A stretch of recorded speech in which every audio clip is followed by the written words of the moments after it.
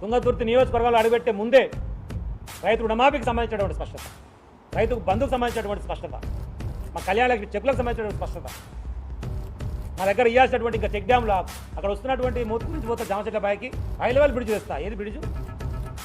Bus depot తెస్తా. ఏది bus depot? 30 పడకల ఆసుపత్రి తెస్తా. ఏది ఆసుపత్రి?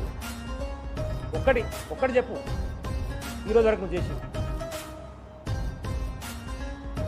కాబట్టి తస్మాత్ జాగ్రత్త రేవంత్ రెడ్డి గారు, చైతన్యవంతమైనటువంటి గడ్డ. ఇక్కడ ఉన్నటువంటి ప్రజలు తిరుగుబాటు చేసే దానికి మేము బాధ్యులం కాదు.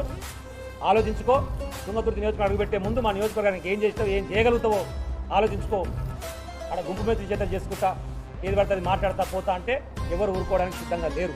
నేను వేరే దిక్కు అంటే నేను మళ్ళీ ఒకసారి స్పష్టం చేస్తాను, మీకు రిపీట్ చేసి అనిపించినా వేరే దగ్గరికి కూడా వద్దు.